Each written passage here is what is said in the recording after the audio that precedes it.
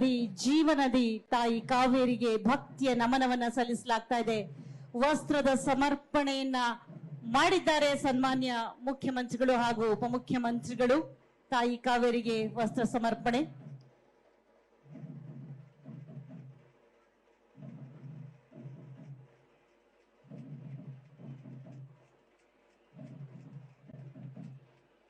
ಇದು ಅಮೃತ ಘಳಿಗೆ, ಶುಭದ ಗಳಿಗೆ, ನಾವೆಲ್ಲರೂ ನೆನಪಿನಲ್ಲಿ ಇಟ್ಟುಕೊಳ್ಳಬಹುದಾದಂತಹ ಐತಿಹಾಸಿಕ ಘಳಿಗೆ ಇದಾಗಿದೆ.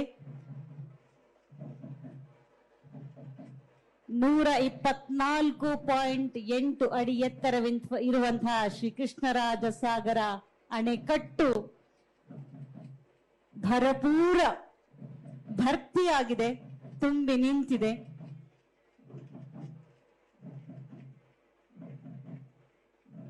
ಸದ್ಭಕ್ತಿಯಿಂದ ಪೂಜೆಯನ್ನ ಸಲ್ಲಿಸ್ತಾ ಇದ್ದಾರೆ ತಾಯಿ ಕಾವೇರಿಗೆ.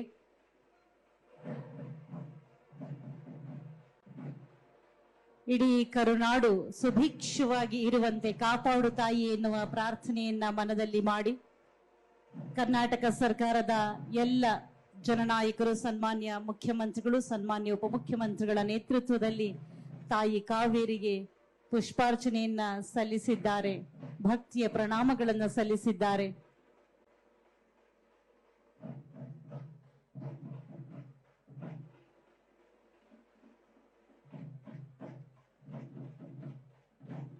ನಾವು ಗೌರಿ ಹಬ್ಬದಲ್ಲಿ ಮನೆಯ ಹೆಣ್ಣು ಮಕ್ಕಳಿಗೆ ಬಾಗಿನವನ್ನ ಕೊಡ್ತೇವೆ.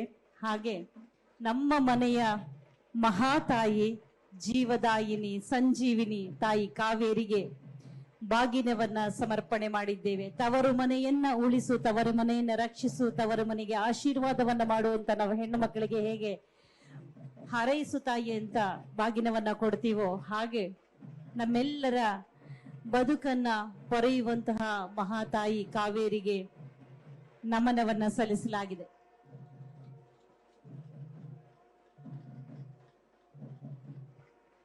ರಂಗನಾಥನ ಯೋಗ ನಿದ್ರೆಗೆ ಮಂಗಳದ ದನಿಗೈಯುವಂತಹ ತಾಯಿ ಕಾವೇರಿಗೆ ಬಾಗಿನದ ಸಮರ್ಪಣೆಯಾಗುತ್ತಿದೆ. ಸನ್ಮಾನ್ಯ ಮುಖ್ಯಮಂತ್ರಿಗಳಾದ ಶ್ರೀ ಸಿದ್ದರಾಮಯ್ಯನವರು, ಸನ್ಮಾನ್ಯ ಉಪಮುಖ್ಯಮಂತ್ರಿಗಳಾದ ಶ್ರೀ ಡಿ.ಕೆ. ಶಿವಕುಮಾರ್ ಅವರ ಅಮೃತ ಹಸ್ತದಿಂದ ಜೊತೆಯಾಗಿದ್ದಾರೆ. ನಗುಮುಗದಿಂದ ಜಿಲ್ಲಾ ಉಸ್ತುವಾರಿ ಸಚಿವರಾದಂತಹ ಶ್ರೀ ಎನ್ ಚಲುವರಾಯಸ್ವಾಮಿ ಅವರು, ಡಾಕ್ಟರ್ ಎಚ್ ಸಿ ಮಹದೇವಪ್ಪನವರು, ತನ್ವಿ ಸೇಠ್ ಅವರು, ಸನ್ಮಾನ್ಯ ಮುಖ್ಯಮಂತ್ರಿಗಳು ನಾಡಿಗಾಗಿ ಪ್ರಾರ್ಥನೆಯನ್ನ ಸಲ್ಲಿಸಿದ್ದಾರೆ. ಸನ್ಮಾನ್ಯ ಉಪಮುಖ್ಯಮಂತ್ರಿಗಳು ನಾಡಿಗೆ ಸಂಪದ್ಭರಿತವಾದಂತಹ, ನಾಡಿನ ಜನರಿಗೆ ಸಂಪದ್ಭರಿತವಾದಂತಹ ಬದುಕನ್ನ ಕೊಡು ಅನ್ನುವಂತಹ ಪ್ರಾರ್ಥನೆಯನ್ನ ಸಲ್ಲಿಸ್ತಾ ಇದ್ದಾರೆ. ನೀವಿಲ್ಲಿ ದೃಶ್ಯಾವಳಿಗಳಲ್ಲಿ ಕಾಣಬಹುದಾಗಿದೆ.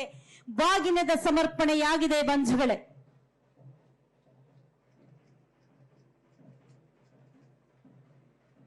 ಕರ್ನಾಟಕ ಸರ್ಕಾರ ಜಲಸಂಪನ್ಮೂಲ ಇಲಾಖೆ, ಕಾವೇರಿ ನೀರಾವರಿ ನಿಗಮ ನಿಯಮಿತ ಕೃಷ್ಣರಾಜ ಸಾಗರ ತುಂಬಿರುವಂತಹ ಈ ಅಮೃತ ಘಳಿಗೆಯಲ್ಲಿ ಸತ್ಪ್ರಾರ್ಥನೆಯೊಂದಿಗೆ ಸರ್ವರ ಬದುಕಿನ ಒಳಿತಿಗಾಗಿ ಮತ್ತೆ ಮತ್ತೆ ಪ್ರಾರ್ಥನೆಯನ್ನ ಸಲ್ಲಿಸಿ ಪೂಜೆಯನ್ನ ನೆರವೇರಿಸಿ ಐತಿಹಾಸಿಕ ಘಳಿಗೆ ಇದಾಗಿದೆ.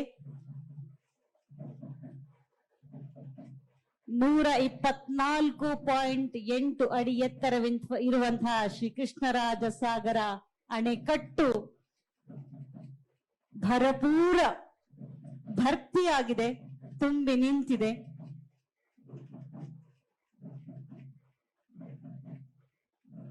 ಸದ್ಭಕ್ತಿಯಿಂದ ಪೂಜೆಯನ್ನ ಸಲ್ಲಿಸ್ತಾ ಇದ್ದಾರೆ ತಾಯಿ ಕಾವೇರಿಗೆ.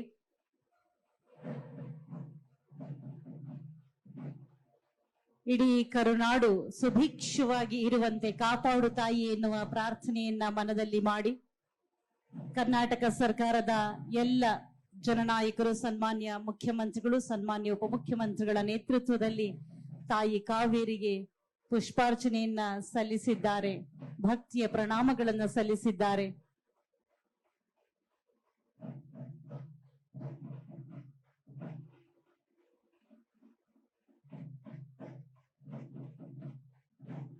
ನಾವು ಗೌರಿ ಹಬ್ಬದಲ್ಲಿ ಮನೆಯ ಹೆಣ್ಣು ಮಕ್ಕಳಿಗೆ ಬಾಗಿನವನ್ನ ಕೊಡ್ತೇವೆ. ಹಾಗೆ ನಮ್ಮ ಮನೆಯ ಮಹಾತಾಯಿ, ಜೀವದಾಯಿನಿ, ಸಂಜೀವಿನಿ ತಾಯಿ ಕಾವೇರಿಗೆ ಬಾಗಿನವನ್ನ ಸಮರ್ಪಣೆ ಮಾಡಿದ್ದೇವೆ. ತವರು ಮನೆಯನ್ನ ಉಳಿಸು, ತವರು ಮನೆಯನ್ನ ರಕ್ಷಿಸು, ತವರು ಮನೆಗೆ ಆಶೀರ್ವಾದವನ್ನ ಮಾಡುವಂತ ನಾವು ಹೆಣ್ಣು ಮಕ್ಕಳಿಗೆ ಹೇಗೆ ಹಾರೈಸು ತಾಯಿ ಅಂತ ಬಾಗಿನವನ್ನ ಕೊಡ್ತೀವೋ, ಹಾಗೆ ನಮ್ಮೆಲ್ಲರ ಬದುಕನ್ನ ಪೊರೆಯುವಂತಹ ಮಹಾತಾಯಿ ಕಾವೇರಿಗೆ ನಮನವನ್ನ ಸಲ್ಲಿಸಲಾಗಿದೆ.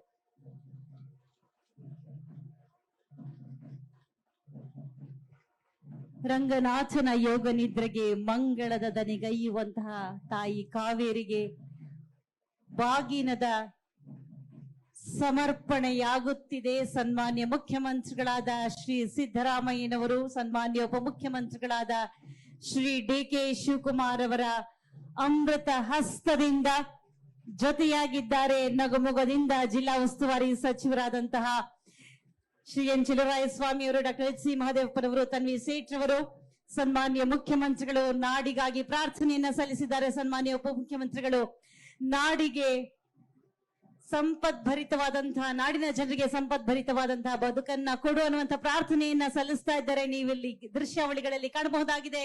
ಬಾಗಿನದ ಸಮರ್ಪಣೆಯಾಗಿದೆ ಬಂಧುಗಳೇ.